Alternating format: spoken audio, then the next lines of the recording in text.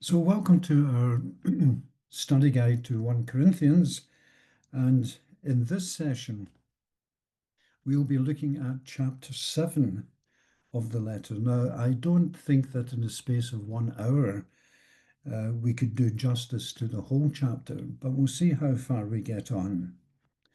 And I should say that I've been impressed by a number of emails that I've received with people's comments, some of them very generous, their questions and their insights. So thank you for that.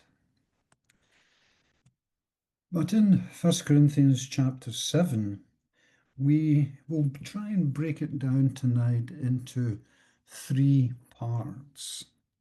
It actually goes into more, but we'll try it with 3 parts at the moment.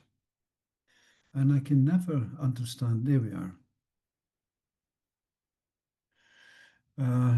We have 1 through 7, 8 through 16, 17 to 24, 25 to 31, and 32 to 40, as you can see there on the screen.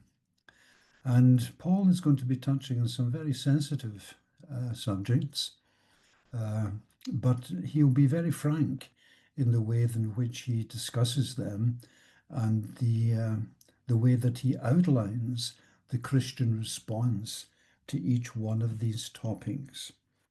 So let's begin, shall we, with verses 1 through 7 of 1 Corinthians. Now, with regard to the issues you wrote about, it is good for a man not to have sexual relations with a woman. But because of immoralities, each man should have relations with his own wife, and each woman with her own husband. A husband should fulfill his marital responsibilities to his wife, and likewise a wife to her husband. For it is not the wife who has the rights to her own body, but the husband. In the same way, it is not the husband who has the rights to his own body, but the wife. Do not deprive each other except by mutual agreement for a specified time, so that you may devote yourselves to prayer. Then resume your relationship, so that Satan may not tempt you because of your lack of self-control. I say this as a concession, not as a command. I wish that everyone was as I am, but each has his own gift from God, one this way, another that. So in the first 7 verses then, each should have their own spouse to avoid immorality. Up to this point in 1 Corinthians, Paul has delivered a very powerful message about what the church must resolutely avoid. The church must never fracture along the lines of personalities or persuasive rhetoric. It must stand united against open immorality, refrain from lawsuits against one another, and maintain unwavering moral standards, particularly concerning sexual matters. And Paul has issued a clear and indeed a very urgent warning. Danger, he says. Don't even think about going there. Yet it's not uncommon for some to become intrigued by such strict boundaries, wondering what might happen if they were to cross them. Paul emphatically urges them not to entertain such thoughts for even a moment. So from this point onward, from chapter 7, verse 1 onward, the tone of the letter takes a decisive turn. The Corinthians have reached out to Paul, seeking his insight and his advice on pressing issues that were causing significant turmoil within their church. In his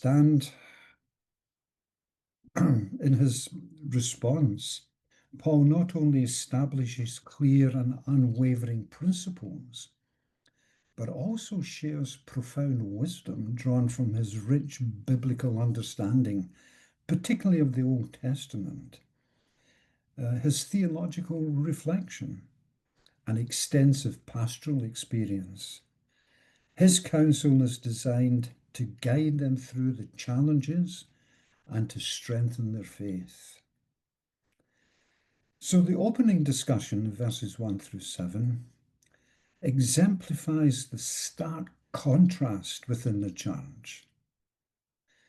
And as is often the case, some members advocate for a complete abandonment of moral restraint. And this was highlighted, was it not, in chapter 6. While others pushed for stringent moral adherence.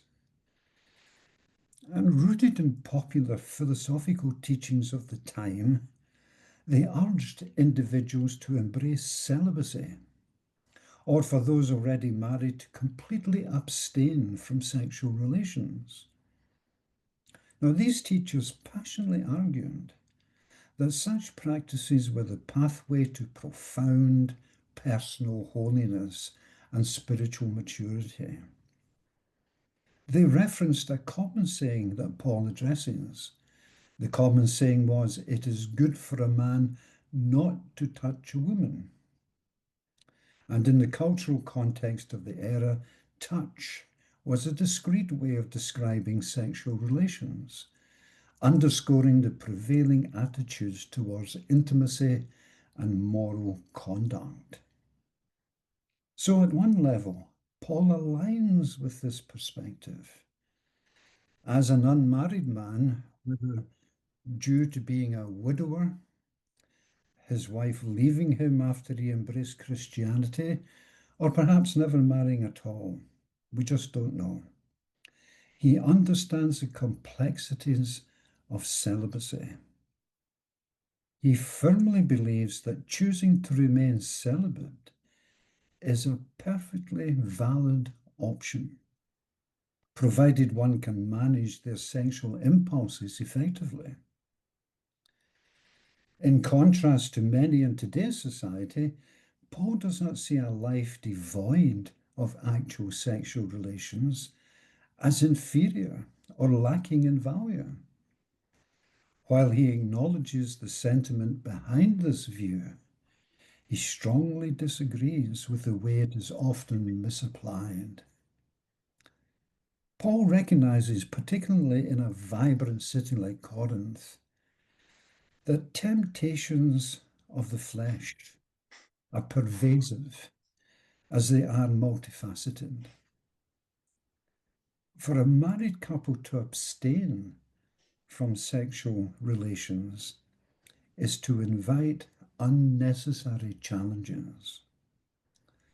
The closeness of shared life, devoid of physical intimacy, can ignite longings that easily seek fulfillment in other potentially harmful avenues. Thus, his assertion in verse 2, which is reinforced in verses 3 and 4, is unequivocal. Every married man should engage in regular sexual relations with his wife, and likewise, every wife should do the same. And this mutual commitment not only strengthens their bond, but also safeguards against the distractions that threaten their relationship. So in our passage, Paul employs a polite expression. And strangely enough, it is frequently misinterpreted. He asserts that every man should have his own wife and every woman should have her own husband. Now, this does not imply that everyone is obligated to marry. Rather, have refers to engaging in sexual relations. Paul is not suggesting, as some older translations might imply, that marriage is necessary due to fornication. Instead, he highlights that married couples who refrain from sexual intimacy may be more vulnerable to temptation and immorality outside their relationships. Some scholars even propose that the issue discussed in chapter 6, Christian men seeking out prostitutes, could be linked to Christian wives choosing to abstain from sex in pursuit of deeper spiritual fulfillment. And this insight underscores the importance of intimacy within marriage as a safeguard against temptation. Verses 3 and 4 present a perspective on mutual equality between husband and wife. While many people continue to view Paul as a proponent of male dominance, this passage challenges that notion and invites deeper reflection. You see, Paul begins by outlining the husband's responsibilities toward his wife. Followed closely, we must note, by the wife's duties towards her husband. And he makes a very bold assertion that just as a wife does not have authority over her own body, her husband does, similarly, equally, the husband does not possess authority over his body, as it belongs to his wife. Now, this is a revolutionary idea, and it was groundbreaking at the time, and I must admit, it remains thought-provoking today. Understanding how this principle plays out in the everyday rhythms of family life, particularly when one or both partners face pressures from work or from parenting, is central to the joy and discipline of married life and married love. Ultimately, the guideline here, I would suggest, is quite clear. Mutual respect and shared authority are foundational to a thriving partnership. Can I just repeat that? Mutual respect and shared authority are foundational to a thriving partnership. But it seems Paul recognizes that there are moments when couples may need to temporarily abstain from sex to dedicate more intentional and unhurried time to prayer. But he emphasizes that this abstention does not automatically elevate their spirituality. Rather, a mutual decision to take a break can empower both partners to focus their thoughts and prayers more deeply. We live in a very fast-paced world. This is akin to someone embarking on a retreat or preparing for an important task through meaningful prayer. Sometimes a brief period of separation is necessary to gain clarity and connection. However, while temporary abstention can offer valuable benefits, it is crucial that this practice does not become permanent. Extended abstinence can leave couples vulnerable to negative influences. So, verse 5. Keeping open lines of intimacy and connection is essential for a healthy, flourishing relationship. But Paul emphasizes that his guidance here is intended as advice rather than a command, quite different from his remarks in the previous chapter in verse 6. He recognizes that God empowers individuals for the lifestyles they are meant to lead, whether that is in marriage or singleness. Given his extensive experience with young Christian communities, his insight should be regarded with a very great deal of seriousness and with a great deal of respect. There is no reason to believe that his counsel has lost its relevance or indeed its impact over time. Well, we turn now to verses 8 through 16. To the unmarried and widows, I say that it is best for them to remain as I am. But if they do not have self-control, let them get married. For it is better to marry than to burn with sexual desire. To the married I give this command, not I, but the Lord. A wife should not divorce a husband. But if she does, let her remain unmarried, or be reconciled to her husband, and the husband should not divorce his wife. To the rest I say, I, not the Lord. If a brother has a wife who is not a believer and she is happy to live with him, he should not divorce her. And if a woman has a husband who is not a believer and he is happy to live with her, she should not divorce him. For the unbelieving husband is sanctified because of the wife, and the unbelieving wife because of her husband. Otherwise your children are unclean, but now they are holy. But if the unbeliever wants to divorce, let it take place. In these circumstances, the brother or sister is not bound. God has called you in peace. For how do you know, wife, whether you will bring your husband to salvation? Or how do you know, husband, whether you will bring your wife to salvation?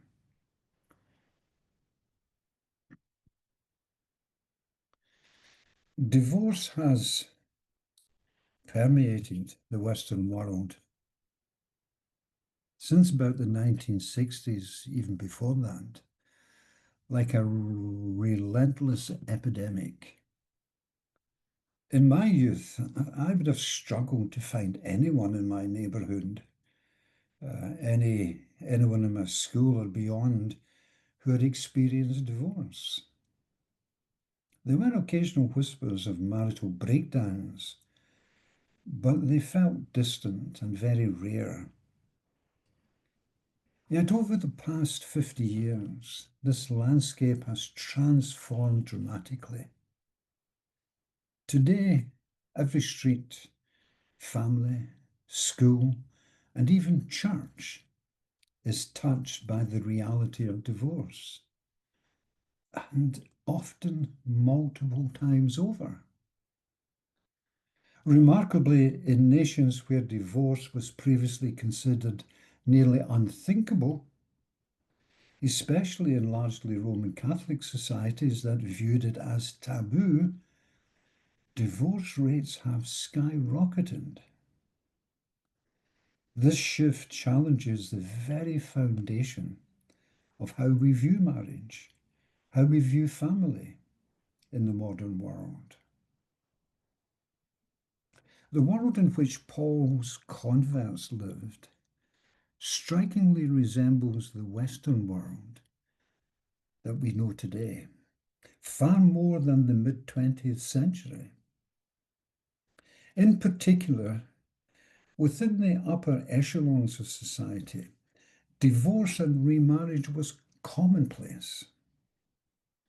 There existed not only strong social pressure, but often legal pressure for divorced or widowed individuals, especially women, to remarry without delay.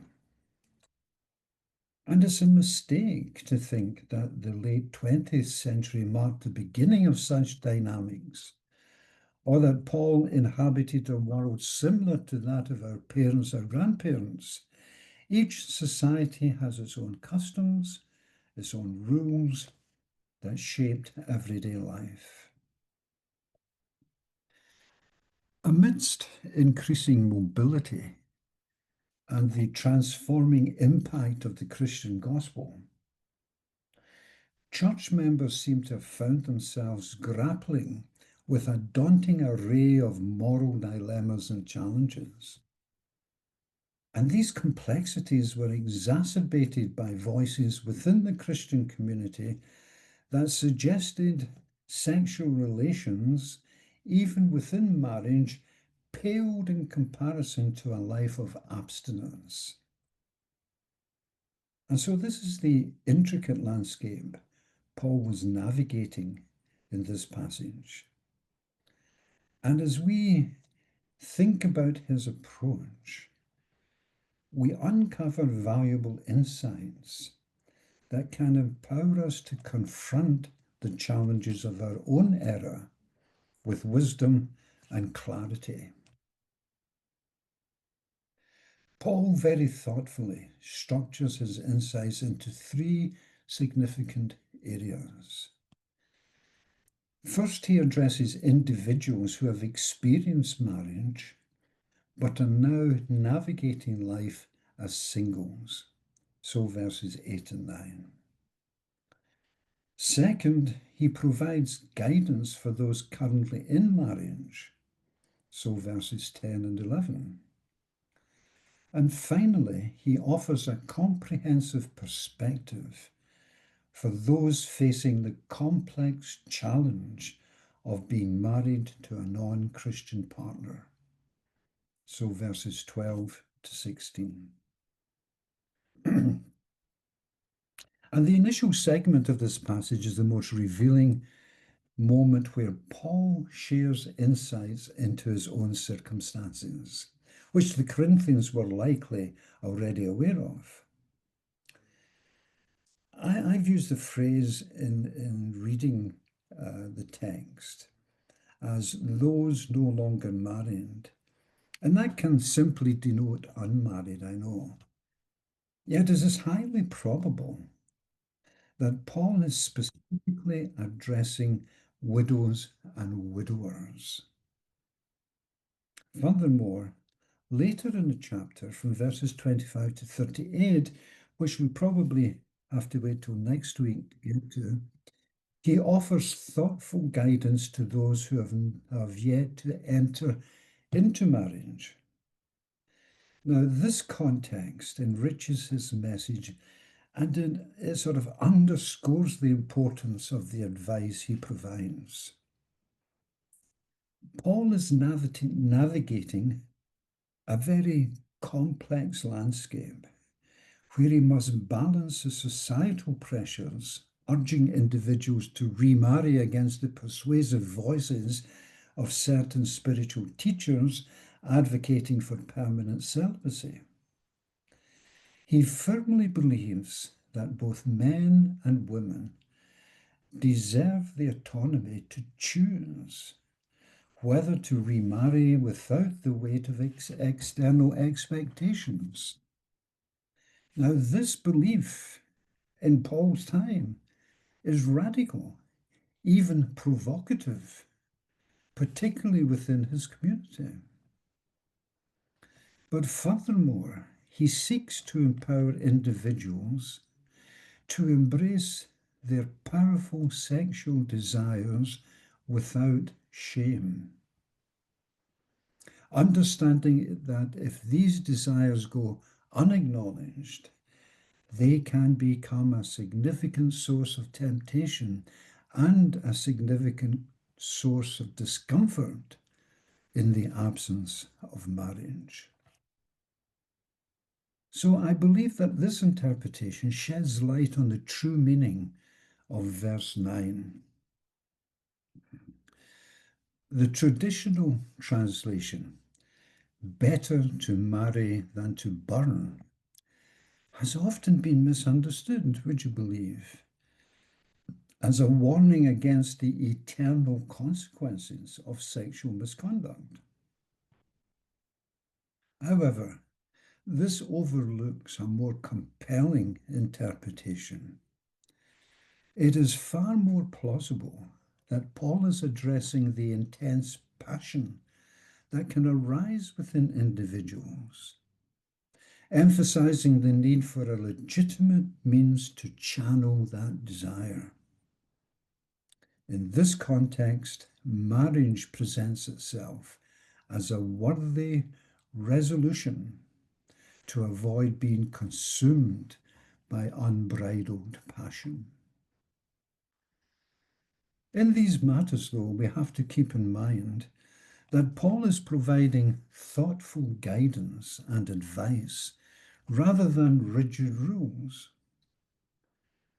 However, when it comes to divorce, he speaks with striking clarity, invoking a specific command from our Lord Jesus, most notably found in Mark 10 and verse 9 and in similar passages. Divorce has never been part of God's divine plan for his children, and it continues to stand counter to his intentions. From the moment God created male and female in his own image, Genesis 1:26 to 28, their union has symbolized a profound reflection of God's image to the world, intended to be a heartfelt act of worship back to him.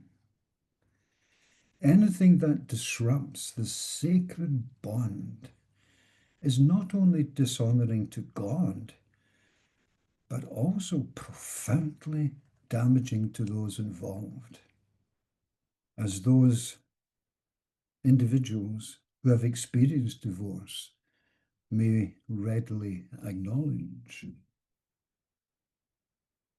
While Paul doesn't delve into the specific challenges that can arise within a marriage, it is clear, given the opportunity, he would passionately urge couples to confront behaviors that could lead to divorce.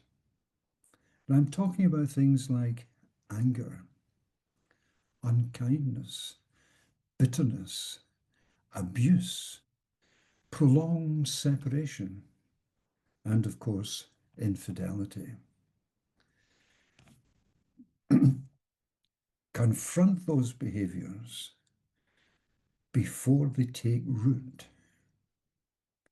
And it is imperative that couples prioritize nurturing their relationship and fostering an environment of love, respect, and understanding to safeguard the sacred union intended by God. However, he discusses an exception. A woman who is separated from her husband should remain unmarried, which is really quite unusual, an unusual thing for someone in Paul's position to say. Because without a husband in Paul's day, women were left impoverished and really in great danger. She should either remain unmarried or return to her husband. This leads to a broader discussion about whether divorce should be permitted in cases where one partner is a non-Christian.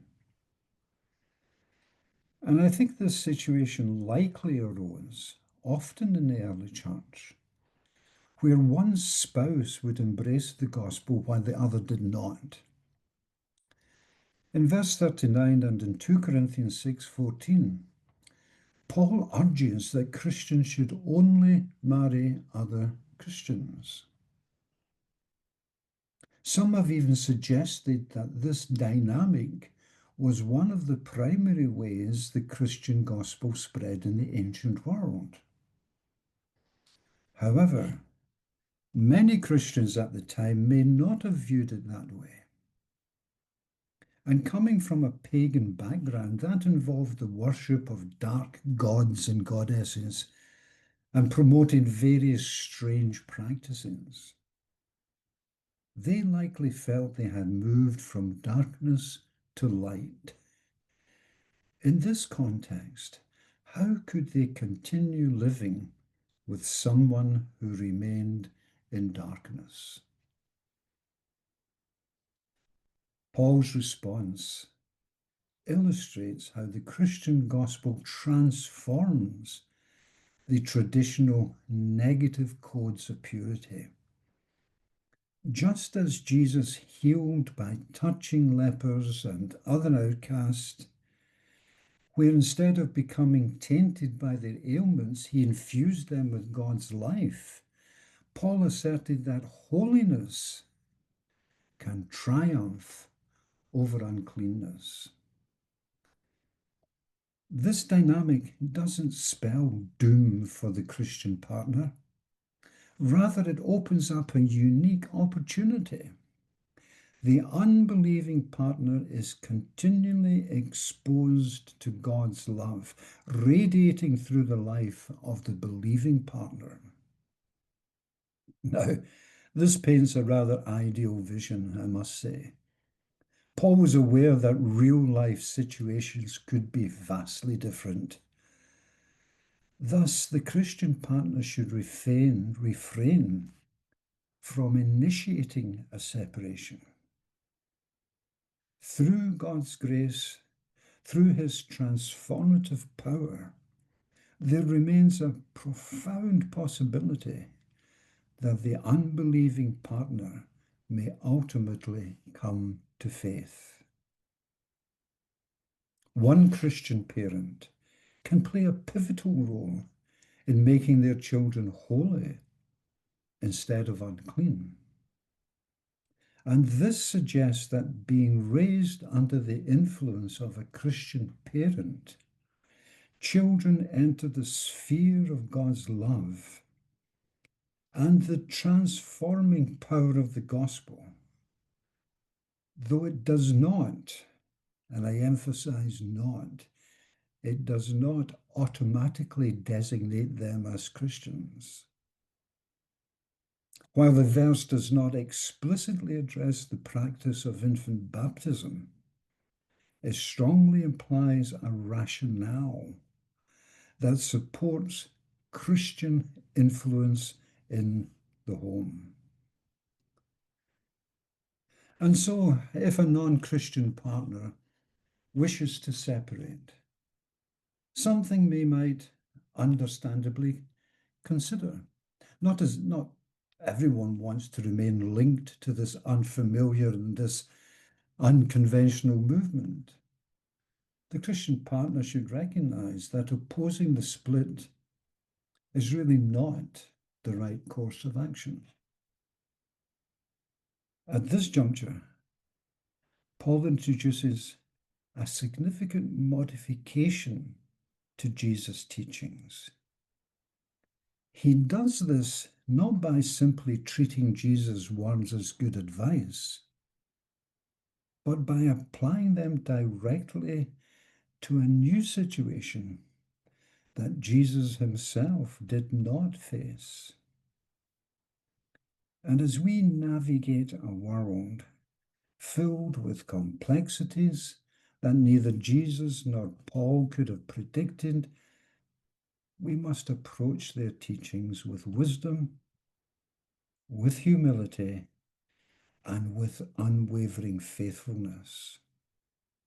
These qualities are crucial, especially as we contemplate the church's role in marriage and how it should respond to a culture increasingly at odds with the gospel.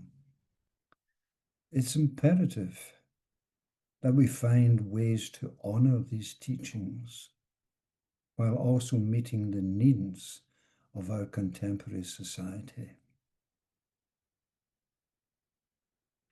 And so we go into verses 17 through 24. This is the overriding rule. Everyone should conduct their lives as the Lord appointed, as God has called them. This is what I lay down in all the churches. If someone was circumcised when he was called, he shouldn't try to remove the marks. If someone was uncircumcised when he was called, he shouldn't get circumcised. Circumcision is nothing. Uncircumcision is nothing. What matters is keeping God's commandments. Everyone should stay within their calling, the calling they had when they were called. Were you a slave when you were called? Don't worry about it. But if you get the chance of freedom, seize it. The one who is in the Lord and called as a slave is the Lord's freedman, just as the one who is called as a free person is the Messiah's slave. You were bought at a high price. Don't become the slaves of human beings.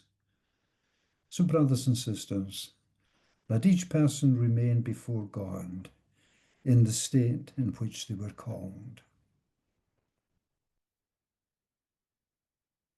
Were you called a slave?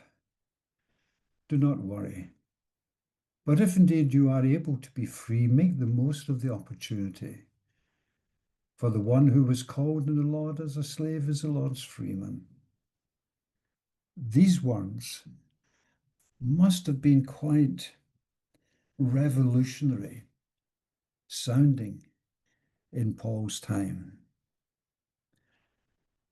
But breaking down a chapter like 1 Corinthians 7 into smaller segments, like I've been doing so far, can lead us to overlook the continuity of Paul's message, particularly when he addresses topics that continue to evoke strong feelings today.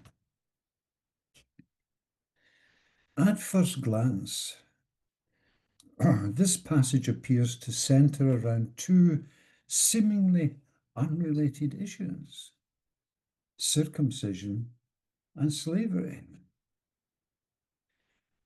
However, I think it's important to grasp why Paul interjects these discussions amidst a deeper examination of marriage and sexuality.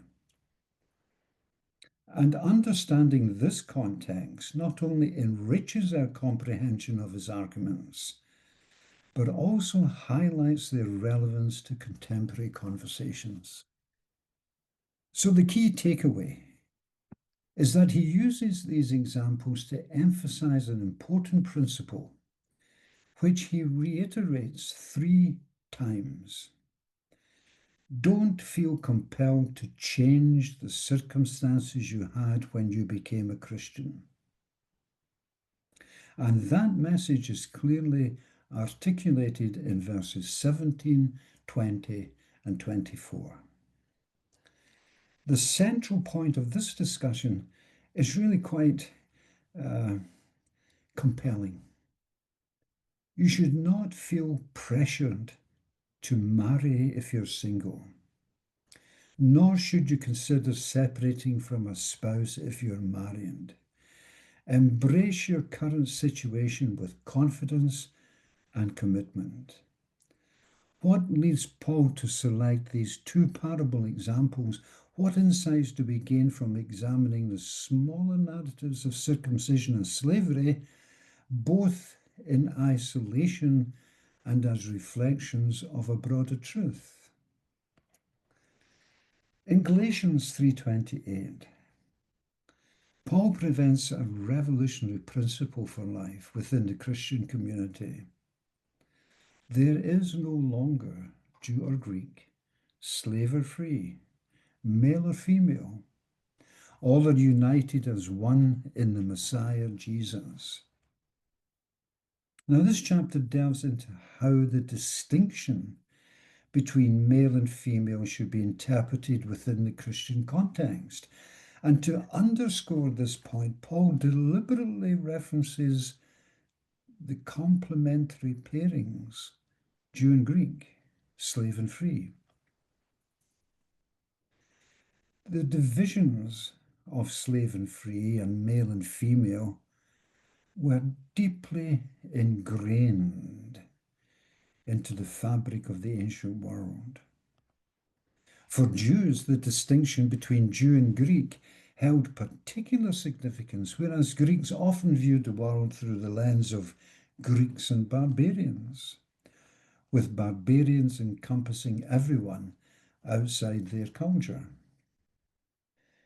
So, what Paul's message is attempting to do is to bring a powerful and transforming view of the world and our place within it. It's transformative of our social, cultural, ethnic, and gender distinctions. And these things are significant when they're measured against the new life ushered in by the gospel. Through it, through the gospel, all Christians are united as one, highlighting the profound equality and shared identity found in Christ. So, Jew and Greek, Greek and barbarian, free and slave, male and female, all of these distinctions and comparisons melt into the background. For all Christians are united as one. And as Christians, we must, my friends, we must resist the almost compelling social pressures that seek to persuade us that altering our identity in some way is the most crucial step that we can take. This is what Paul's trying to get over to the Corinthians. Such a move would directly contradict the fundamental message contained in the first two chapters. God deliberately chose the nobodies of this world. If the nobodies then strive to become somebodies, they risk questioning God's wisdom in his choices. In Paul's era, many Jewish men felt the intense pressure to disguise their identity as Gentiles, while some even undergoing painful surgery to appear circumcised. This was particularly significant as Greeks typically exercised and bathed without clothing, making Jewish identity unmistakably visible. Likewise, as Paul observed in the Galatian context and beyond, Gentile men who joined the synagogue or embraced Christianity often faced coercion from Jewish factions to submit to circumcision. We must refrain steadfast in our identity, knowing that our worth is defined not by societal standards, but by our relationship with God. So Paul boldly challenges societal and cultural pressures with a profound statement. Neither circumcision nor uncircumcision holds any significance. What truly matters is the commitment to God's commandments. He was acutely aware, as any observant Jew would be, that circumcision is indeed one of God's directives. In verse 19, I believe he intended to blend humor and provocation. He implies that a transformative form of obedience to the commandments has emerged through the Messiah and the Spirit. This is the essence of what counts. Thus, don't succumb to the pressure of altering your social status. In the Messiah, you already have all the status you could ever need and invaluable truth that liberates you from worldly constraints. At first glance, this perspective may seem reasonable. However, the second part of the argument is where our frustrations often surface. One of the great triumphs of the 19th century, largely championed by devout Christians, was the abolition of the slave trade. While slavery still exists in various forms today, I think the global conscience has been awakened to recognize that it is fundamentally evil. Surely Paul cannot be suggesting that slavery is inconsequential. In fact, some have used this passage to argue that if Paul's moral reasoning is so misguided on this issue, we may justifiably question his guidance on other matters as well. The central message underscores that while the distinction between slave and free was indeed pivotal in ancient society, it ultimately pales in comparison to the status one holds in the Messiah. If you entered Christianity while still in the condition of slavery, you should not obsessively pursue freedom as if it defines your worth. Conversely, if you find yourself in a position of freedom, you should not willingly submit yourself to another person's authority. This may seem initially like an unnecessary caution, yet it is crucial to realize that some individuals have historically sold themselves into slavery to escape dire circumstances such as debt. Nevertheless, this choice is far less common than the strong desire for freedom among those who are enslaved. Our identity in the Messiah transcends societal labels, reminding us that our spiritual standing is far more significant than our earthly status. Paul's caution against self-enslavement in verse 23 does not effectively counter his comments about slaves in verses 21 and 22. The interpretation of the latter part of verse 21 remains a hotly debated topic. Some believe Paul is advising, even if you have the opportunity to gain your freedom, focus on using your current situation to serve the Lord. However, I argue that it's more accurately understood as an encouragement to seize any opportunity for freedom that arises. The essence of Paul's message is clear. While a slave should not obsess over their status or spend all their waking hours seeking freedom, when the chance for liberation presents itself, whether as a gift from the owner or through other means, one must grasp it wholeheartedly.